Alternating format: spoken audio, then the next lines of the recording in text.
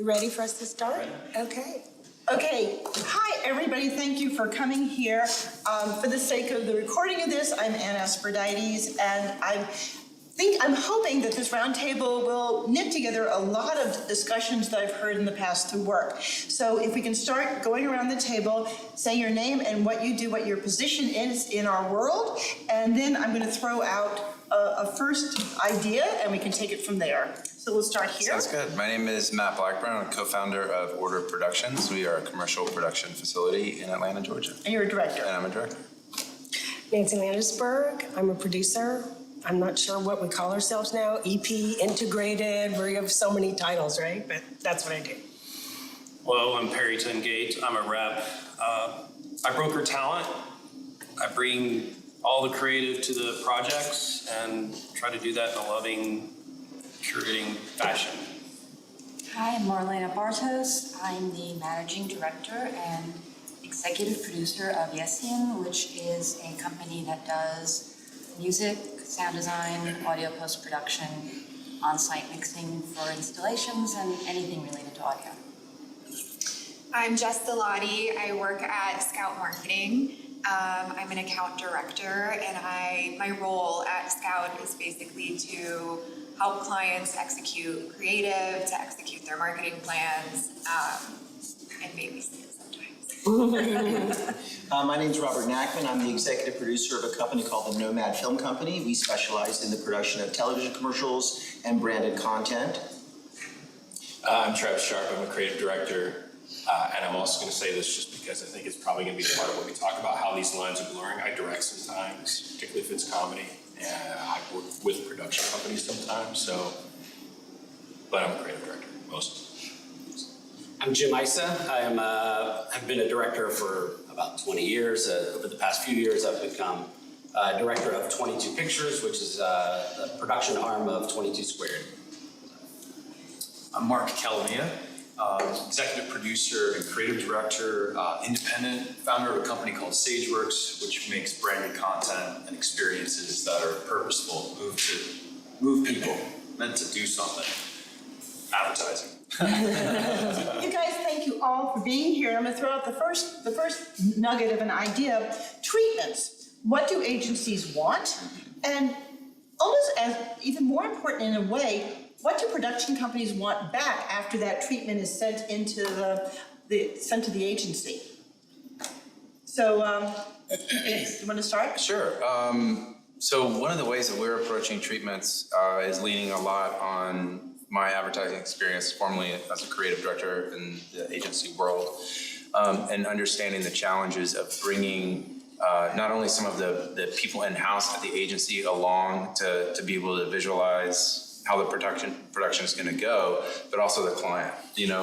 When you submit a treatment, I think that the speed bump that I've experienced, and I really want you guys to take this and me not to talk, but if there are three treatments, two treatments are going to go into an abyss with nothing back. So what is the commodity that an agency what is an agency looking for? And I ask the agency folks this, what is the agency looking for in a treatment? But what does the director want if that job's not awarded to that director? What does the production company want when that job's not awarded? When that treatment just disappears into the ether? I want to preface this by saying I'm only representing myself here, but and it's not cool, but I usually know who I want to work with long before we've asked for treatments. And so what you kind of want is the person or the company you want to work with. You hope they come through with something halfway decent, and then you can sell it through to your client and to the rest of the agency, and then you're done. And those other two are just sacrificial lambs. I'm not saying it never happens that someone doesn't send in a treatment that just blows your mind so much you're like, we got to give this serious thought. But I do think 9 times out of 10, I kind of know who I want to work with, and I usually end up working with them. You know, and as an EP who helps directors generate treatments, my objective, of course, is to be the rep of the director who the production company, the agency wants to hire in the first place and smoke the treatment. And in a case where we are not the first choice, to create a treatment that blows the agency and the client away. And it's, you know, as I do this job, and I've been doing this job for a number of years, in my opinion, once you've been invited to present, you better nail that treatment.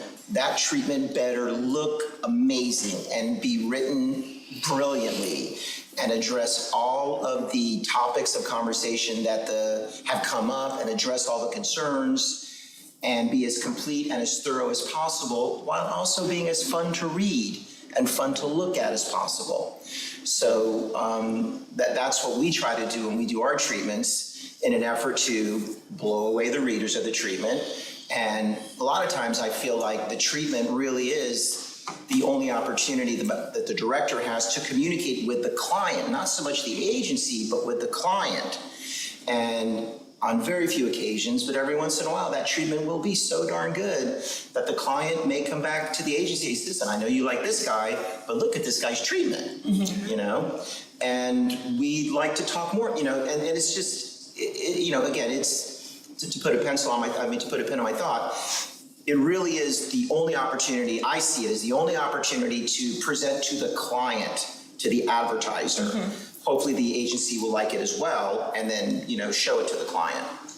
So one thing I want to tell you is that sometimes agencies don't show the treatments to the clients because they say, oh, they won't get it, or there's something in here that they'll get freaked out about, and we don't want to talk about that now. So sometimes it doesn't even make it past, you know, creative. Which of course is heartbreaking, right, but a practical reality. I mean, how do production companies feel about the money that you're putting out for the treatment?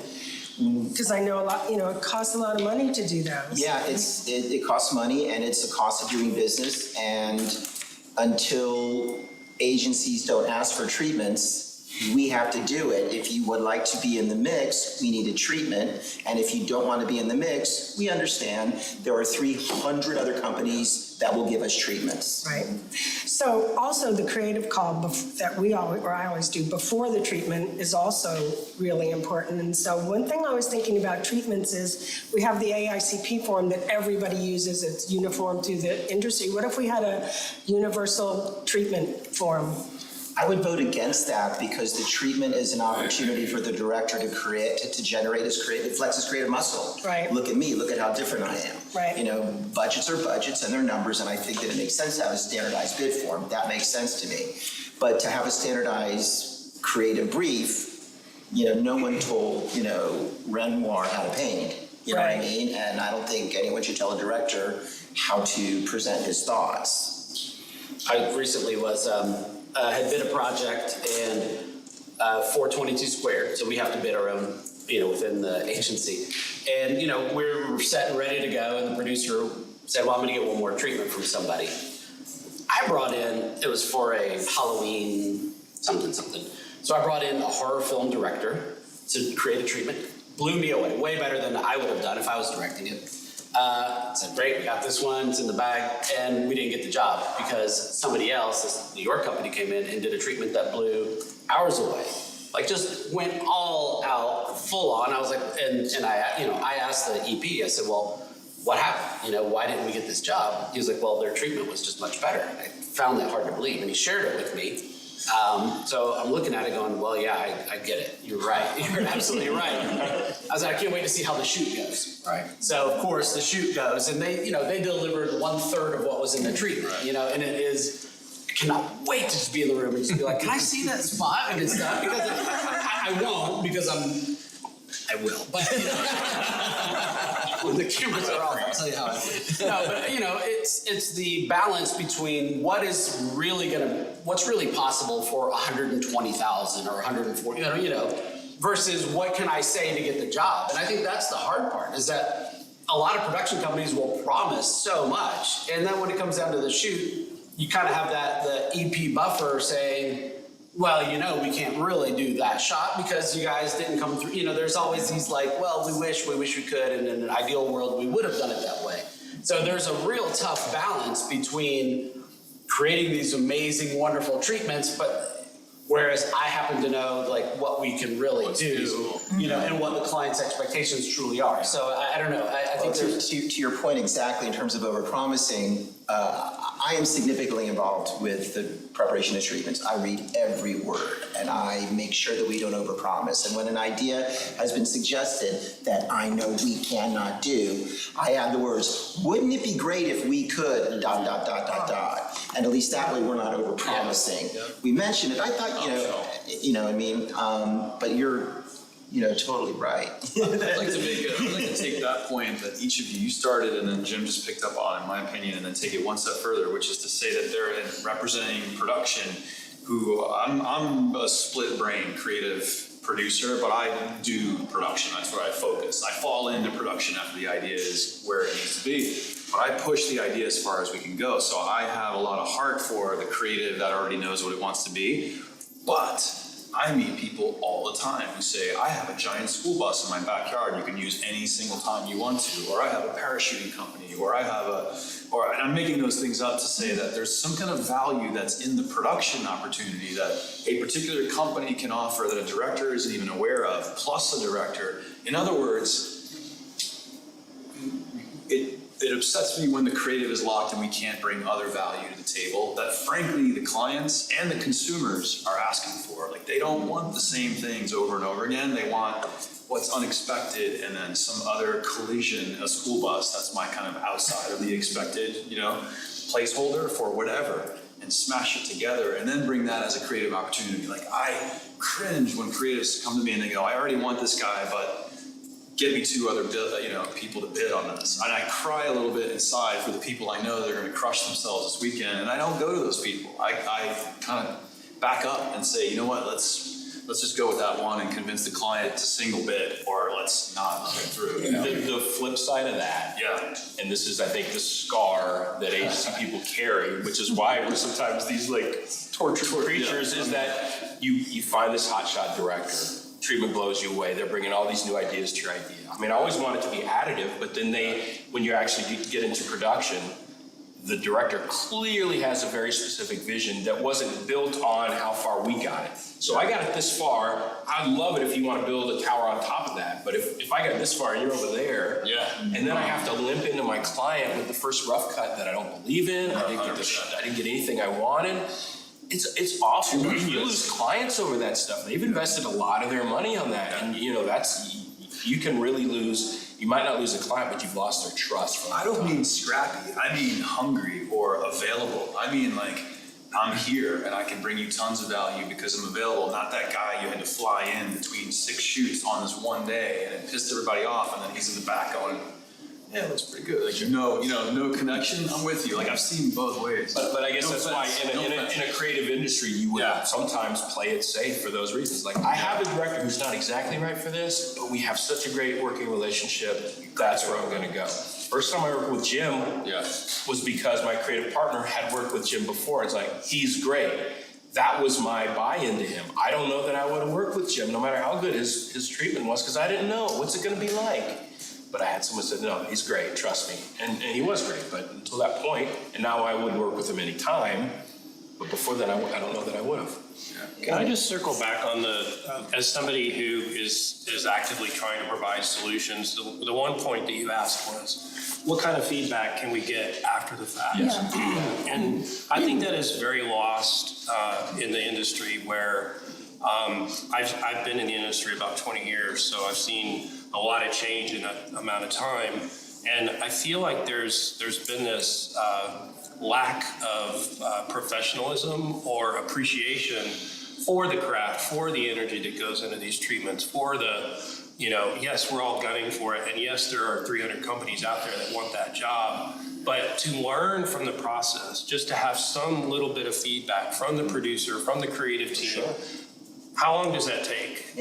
Just tap the brakes, give some feedback and say, hey, this is why we went with this director. I saw this about them. I wanted to work with them from the get-go. You had your shot and it didn't work out. And we all say, get it. I agree with you. I think it's important to be really respectful when people put their creative selves out there and It's go real backwards. And I bet energy. you do, you go back to people, because I have production companies tell me, thank you so much for calling. We have people bid us and then they never call us after we don't get the job. We've been ghosted so many times, treatment after treatment after treatment. And I don't mean any disrespect to agencies or the clients. I just think that we really are in a fast-paced life. It's just coming at us 100 miles an hour, and just having that bringing some professional courtesy to all the things that we do. I think that's a really interesting point, and I think that one opportunity to maybe facilitate a little bit more of that feedback is potentially leaning in on some other stakeholders that are in the process. I feel like a lot of times the onus falls on the creative director because they're sort of the tip of the spear. But the reality is you've got other stakeholders that are making decisions on the treatment as well. You've got account folks who are managing the client who have to have a gauge on, to your point, is this going to scare them off if we present this treatment because it seems so far out there?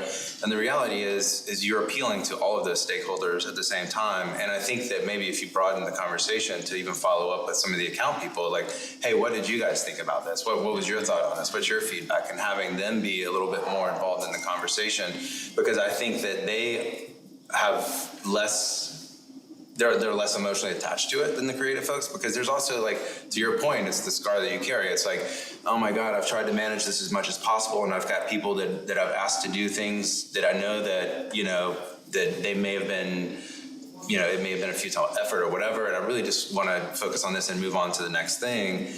And so it's not necessarily ghosting by design, but I think that we could potentially bring other people into the conversation as well. We often don't have access to those people. Right. I'll do treatments and it goes to the producer. Exactly right. And even for music, there are big projects for which we are asked to put together really big PowerPoint presentations with ideas and references. And it's the same way that a director would for a production.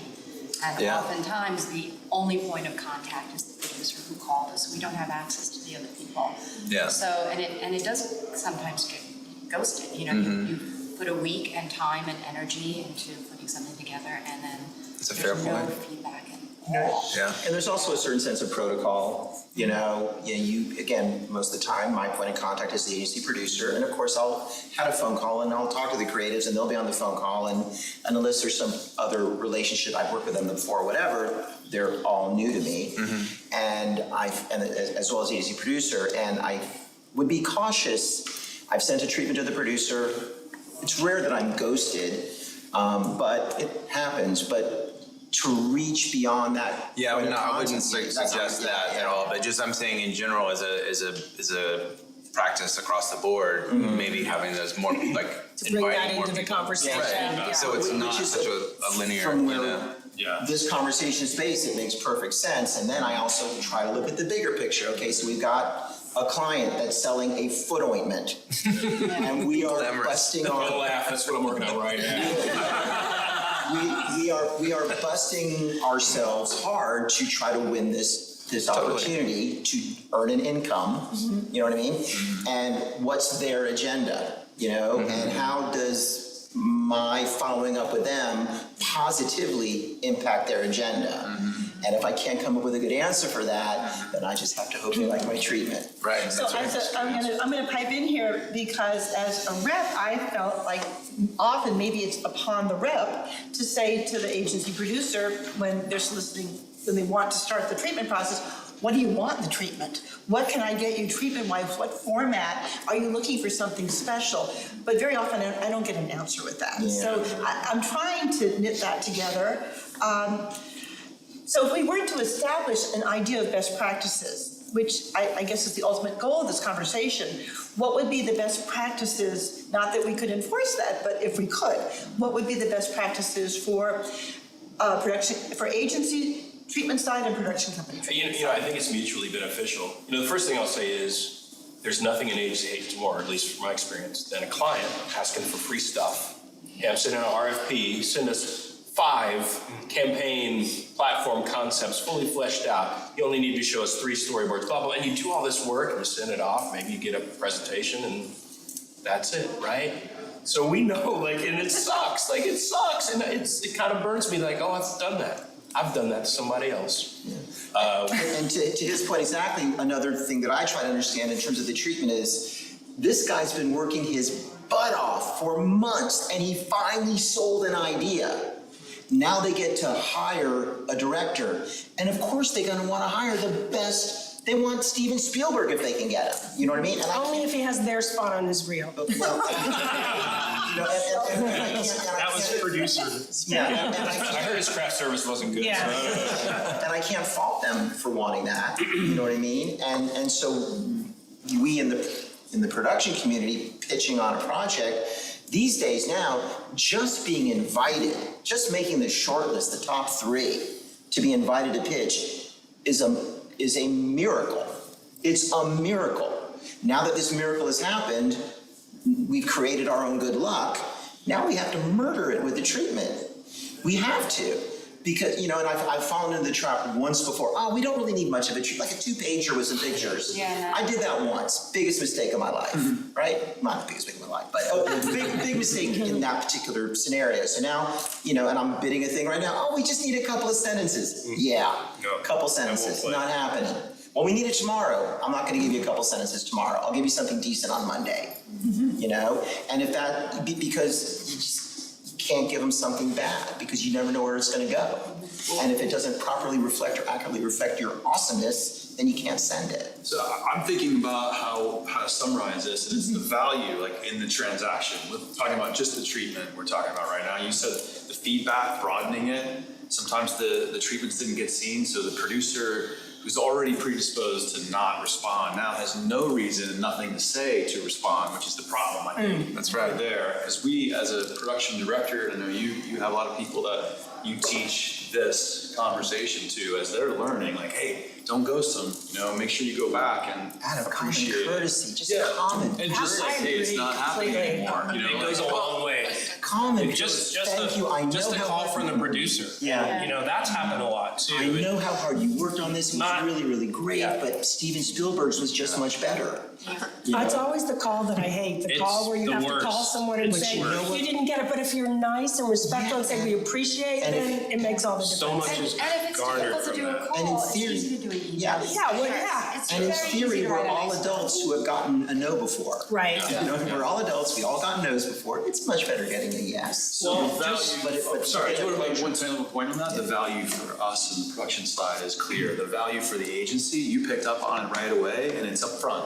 It's when they really fucking need it, and it's 2 days away, and number 3 fell out, and it's gotta be tomorrow or Friday, or it can't be Mondays, it's gone, I gotta send it Friday. And you jump through hoops for them, like now they need you, right? That's where it's valuable to them. Where else is it valuable to them where we can create that leverage? You know what I mean? I think that's the point, is that the treatment's hard to create. It's your only shot to get it out, sometimes for a long time. It's an important moment for us. We put a lot into it on the production side. The agency appreciates it, needs it right there, but then they don't need it. It's not urgent anymore to respond, et cetera. How do we shift that, you know? Is it the rep then that says, okay, I'm delighted, the production company will send you the treatment. Can I get a statement from you that we can talk about the treatment? Follow-up meeting. Follow-up phone call on a treatment. To me, the best is when you actually can schedule a second conference call and discuss the treatment. Right, yeah. Because without that second conversation, that treatment is kind of up to anybody's interpretation. Here's why that's a win-win, and it took me 27 years to figure this out, is that, does it really benefit the agency to have like that nice relationship with the production company? Maybe not. Like you said, there's 300 of them. Does it benefit me? It does, right? I mean, 10 years ago, I was doing 20 spots a year at DDB in New York, and now I'm running my own little thing. Having allies, having friends, having colleagues, having collaborators is super important to me, because I got to pull in favors every now and then.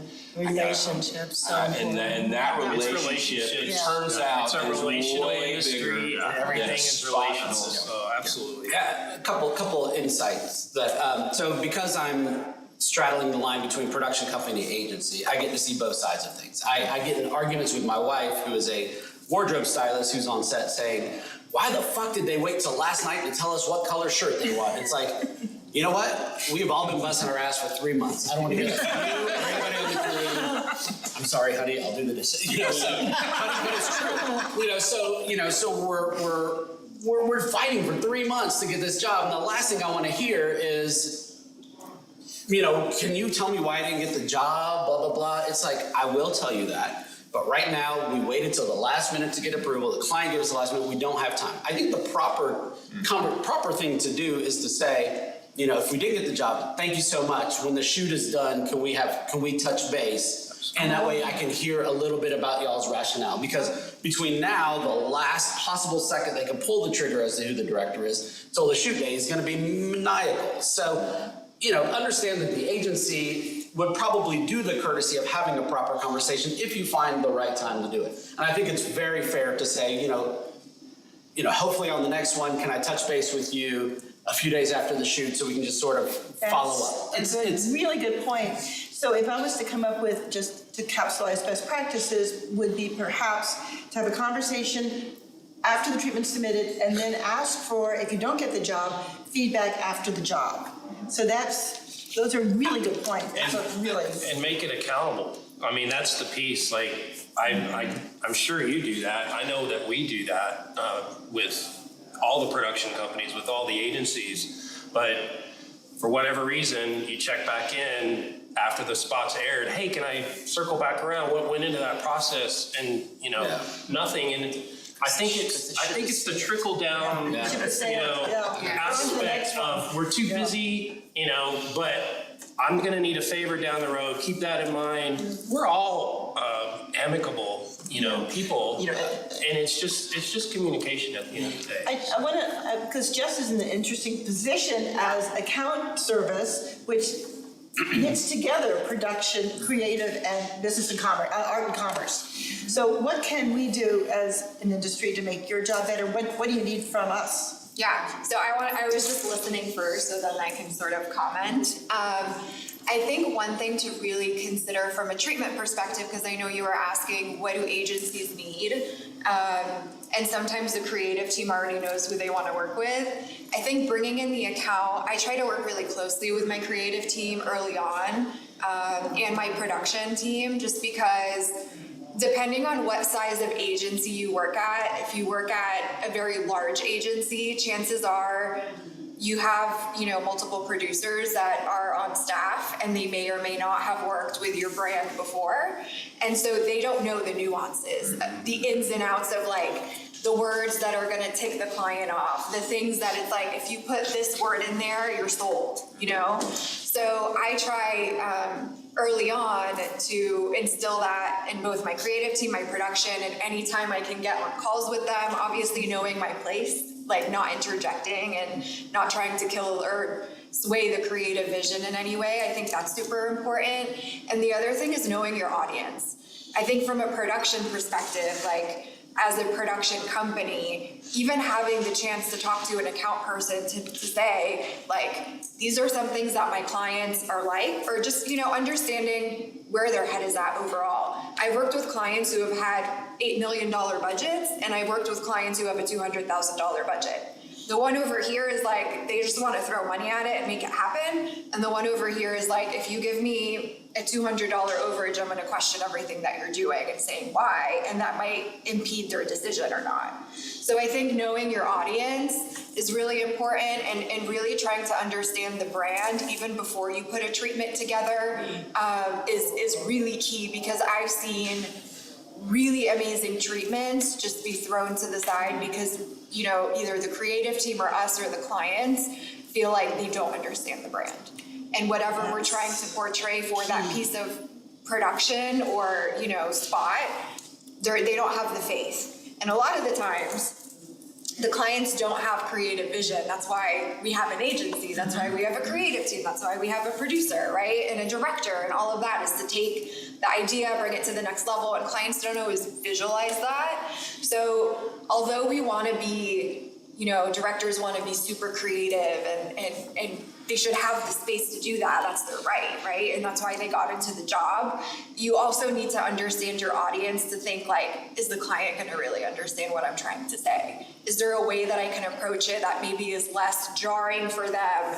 And then once we get on set, we can sort of push them or show them in person. I think that's a really great point, because I think that maybe another insider takeaway is to have some frank conversations about, like, there's this, I don't even know how to articulate this shroud of creativity that's so sensitive and no one wants to talk about, like, and everyone wants to have like kid gloves around it or whatever. But the reality is, to your point earlier, they might just want to execute the idea. They might not want you to bring an elevated perspective to it. Who is they? The client or even the agency, or this Where'd that school bus come from? So it's a lot of times it's having a frank conversation, because sometimes you're really all you're pitching is the actual production and the process. Are these people capable of managing the budget and shooting the thing and getting a final product? You know what I mean? Or do we really want this person who's going to come in and elevate the work and say they're going to bring, because you're going to be fighting if you're not aligning those two things, you're going to be fighting an uphill battle the whole time, because they're going to be pushing, and the creative team's going to be trying to manage it, and you're going to be trying to manage them before you get it to the client, and that's where you get into a situation where by the time you get on set, there's so much tension in the air that you can cut it with a knife. You know what I mean? And everyone's like, I've been in that sort of position. You know what I'm saying? Yeah. It's really important. Never. I think it's really important to just get on the same page early on, even like if we're involving the account team earlier on, because to me, we are, production and agency are working collectively to sell in something to the client. So like, although sometimes the agency is your client, the client is technically your client, right? So as much as synergies as we can find, and openness and honestness, whether it's uncomfortable, like who cares? At the end of the day, we want to create something that's mind-blowing. That's why we're all here, right? And then we sell that into the client and get what we want, but also showing them how it's going to benefit their business. I think that's priceless. And getting that shot that we hate that they have to have. Yeah, and then you tell them we'll see how the edit goes, and it never gets. But it's interesting. Right, exactly. This middleman thing that you're describing, and it's funny too, because there are even middlemen within middlemen, right? Like production company, agency, client. It's middlemen all the way down. Yeah. But then in this agency, we got some buffers, like who's leading this, and how am I going to get account service to sign off on this thing that I want, but they might not want? How do we sell the client? And and I think that's probably why the rise of in-house production agencies, it kind of takes a little bit of that middle out, or the rise of more and more production companies saying, we do the creative, you don't need an agency to do that, and like all these lines are blurring, and maybe it's for the right reason, because I do think the production company is my client as the creative director, and then the client is, that's, you see what I'm saying? Like, I do think they're beholden to me, and I'm beholden to them, but I'm the middleman that's kind of translating. And by the way, this budget is one of the biggest investment that the client's going to make outside of the agency fee. So there's that extra added stress of we got to deliver. You know what I mean? Like I think, getting back, again, there's a client and he wants to sell his product, and he hires an agency. Help me sell my product. That's what it's all about. And that's the agenda that we have to address. And as an exec producer, I view the agency, of course I'm their vendor, but at the same time, I'm their partner. And my job is to make every agency look like an absolute genius for hiring me. That's my job, is to make them look so dang smart that they chose us. And and it gets back to it's a complex relationship, because even within agencies, like you have account people who might not like creatives, and creatives who hate working with certain account people. And if you're not building the relationship internally to where like you can come to me and be like, I think you're gonna kill this, but I like this because of that. And I say, okay, well, you're the creative and I'm the account person, so I'm gonna do what you want. Sure. Well, and Because, you know, like, it's hard to find account people like that, but it's also hard to find creatives, like, because there's tension internally. So it's hard, like, how do you bring production into that? And then you're already bringing them And into even the that tension. creative director So, may have tension with their ECD, or there Yes. might be a chief So it's- creative officer who's ticking a box at the end and might super say, complex. you're going with this company, by the way. Yeah. They're gonna, you're like, it seems to The me way that I handle that tension that you're talking about Yeah. is I talk to my agency producer, Get and out. I talk to the agency producer, and I say, what can I do to help you with that? Yeah, I know, that's good. What do you do to help them with that? I mean, that's valuable. Yeah, Yeah. yeah. That's what I'm talking about. What's the value of the treatment? What do they need? What can you? We're all talking about making it better though. Yeah, That's exactly. really It what seems this to me that is. we, Yeah. one of the things that is, we could do is to get account service in on the creative conference call. Because that's the governor, don't give me that look. But- you need the right account people. That's I'm what I was just gonna say, it has to be the right You have person. some people There's a respect for the account service because they're the ones who have the direct insight to the product, not just the client, but the product. Yes. And I don't mean to have necessarily their input in the conference call the same way I don't have input on a conference call, but I'm there because I learn, but to have that governorship of the product. Can I It'd be interject? like consulting. It doesn't matter if it's the right account person or not. It is the account person that is on the job, and that is the person that is still gonna have an opinion and you're gonna have to manage regardless. So Yeah. having them on the call is actually helpful, whether they're adding value or not, you know what the dynamic is that you're gonna have to manage. So I think it's absolutely valuable to have them on the call. And it's not the right one, it is the one, and that's the reality. I agree. How do you make that happen? We're talking about this Another as best roundtable. practices. So hopefully the ultimate goal of this is this will be shared among our industry. Again, we can't mandate best practices, but we can talk about them and maybe set our own personal standards. Maybe next conference call that I organize, I ask for the account executive, see what happens. Why don't I think you mandate to the agency producer, if the account exec's not on the call, we're not doing the call. Or I creative. can consider that. I think that's a good idea. More for me. Do you guys request And maybe even like in the beginning of the process, probing some of these questions and you understanding whether the producer knows them or not, you know, like what are some like deal breakers for the client? What are some like nice haves that we should put in here that's gonna sweeten them up a little bit? And if you feel like they're not giving you what you need, or it seems like they're not, you know, like it's the first time working on the account or whatnot, then you can always suggest it nicely. And I'm sure they would like to cover their butts too, so they're not gonna say no. I've actually been on those calls, and I've been on tons of treatment calls, and it's so refreshing to hear a director come up with that question. Yeah. What is a deal breaker? What's the client like? And I'm like, this guy's smart. So maybe, and I've done this when I can do it, to have a preliminary call, and that's when those questions are asked. Let me do the treatment then and come back, and then we'll have a real meaningful conversation. Follow up. That makes more sense. I think a lot of this happens in the director call. You know, there's a lot of times when I was younger, I would just get right in and just start mentioning Wes Anderson a lot, and then I would. I probably did it to you. But it worked, right? That's what sold us. Right. Yeah, it's a Wes Anderson carpet I had to Google it. Yeah. And I was like, yeah, that sounds good. I had one of those. And then I started stopping and listening and just like, you know, let's trying to create a relationship on that call. And ideally, the EP has already done that to some extent and broken the barriers. But if I can connect with the person as a human to human, start asking sort of familiar questions and anecdotal sort of conversations on the side during this call.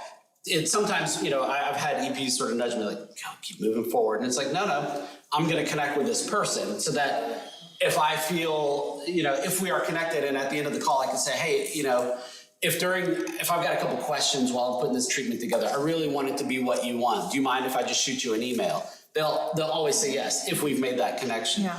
And that little tiny barrier that I've broken gets me one extra conversation with that creative team between now and when they review my treatment. I get that little bit of feedback and then I've just adjusted because I'll spend 4 days by myself pulling pictures and, you know, whatever it takes, but then, Yes. you know, here I go, I hope it's right, versus 3 days in, I connect with you and I can readjust before I turn in that final one. So I think there is, you know, hopefully the EP has made that relationship easy. If not, then I, as a director, want to make sure that when we're on set, we're having a good time, that you don't think I'm a jerk, that we don't, I mean, that, you know, that we're gonna spend 12 hours together and everything. There's a rapport that's built ahead of time. You guys, we could do, this could go on forever, and I wish it would, but it is, we have 15 more minutes, so I wanted to kind of pull it together and start, if there is a conclusion, maybe there's just an ellipsis, I mean, to be discussed later, but in the final minutes, additional thoughts or? I mean, you know, my only, again, there's been a procedure that's happened for the last 50 years, and it's changed over time, but there's a protocol to follow, and understanding everyone's agenda is important. And I feel like, you know, as an AP, my point of contact is the producer. Any information I want to glean, I've got to glean from that producer. Now I can certainly say, hey, you know, during the conference call, do you think it would be a good idea to have one of your account people on the phone? Like that could be something to get the account folks involved. And, you know, and then speculating, well, you know, it's more of a creative call. We don't want anybody but the creative people on the phone. Okay, great. You know, I could see that being an answer, you know? But then you could ask those questions about the brand and bring them up in the call. I think I'm gonna do that. I will do that from now on with organized treatments. May I have an account executive on the call to discuss the brand? And it's a yes or no question. Yeah. Easy, but it's a start. And sometimes if you get a no, you can ask for brand guidelines, because I promise you every single client has brand guidelines. Keywords right there. Thank you. BG. Yep, brand guide, write it down. Yes, thank you. That's smart, that is smart. Super smart thing to suggest, thank you.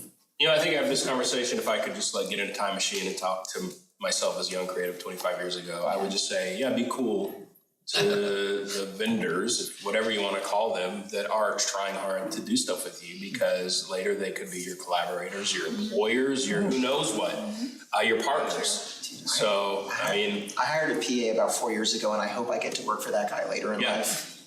but honestly, I mean, if I do think it's not just about being polite or cool or respectful, it's beneficial. Yes, it It's is. building a network. In the long run.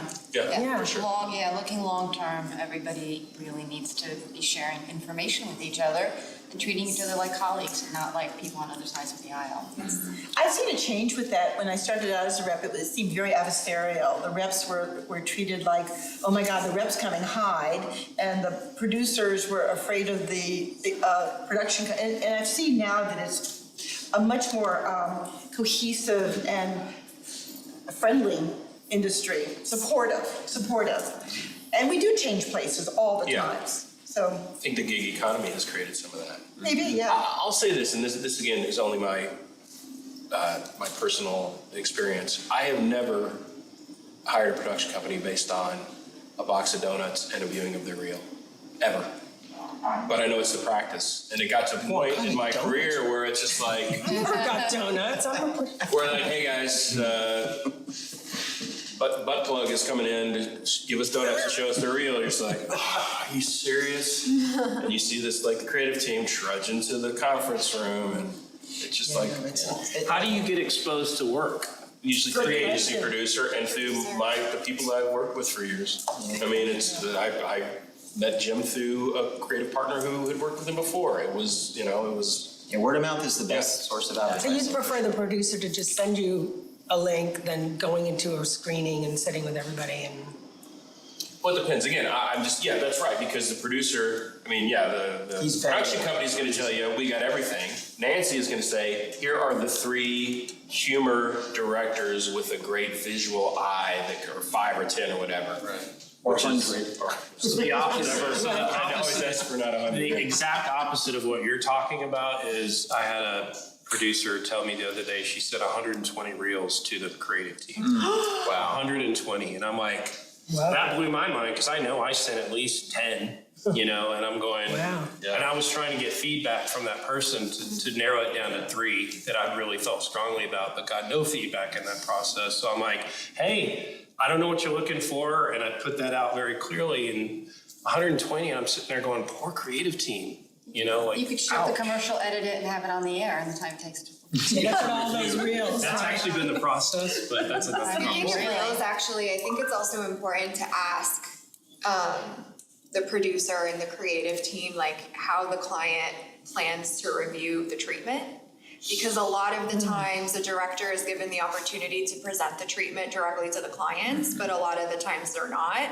And our clients are so busy and they're in their Excel world and dealing with spreadsheets and their meetings and the political nature of like their own industries that most of the time they might just look at the reel and make a decision based on that. So if there's something, you know, if it's a very conservative brand and there's some sort of slapstick humor in another brand that's included on the reel, that just might be a complete kill for them. So having that sort of perspective and understanding that in the upfront, I think is really important because that can make or break. Yeah. Clients react really well to hearing the director speak on the phone, Yes. right? They Yes. get like, But a lot of the time they don't have the time, Right. right, to give that hour and ask questions and. I actually had a treatment last month on a large project that I'm working on in which the director created a treatment that was a bit of a sort of like an animatic style. He took his treatment and he spread it out, and he spoke to each frame and how that story related back to what the client. He made it very client-centric. He said, this is my treatment, and this is why the beginning of the story, I'm saying this because it reflects back to what your brand is doing. And then, you know, he took, if you can't have the director there, and I thought that was really clever and really important, that you actually had the director's voice speaking to why he was putting those ideas forward and how they related back to what the brand story is. And I don't know if clients would ever listen to that, but in this particular project,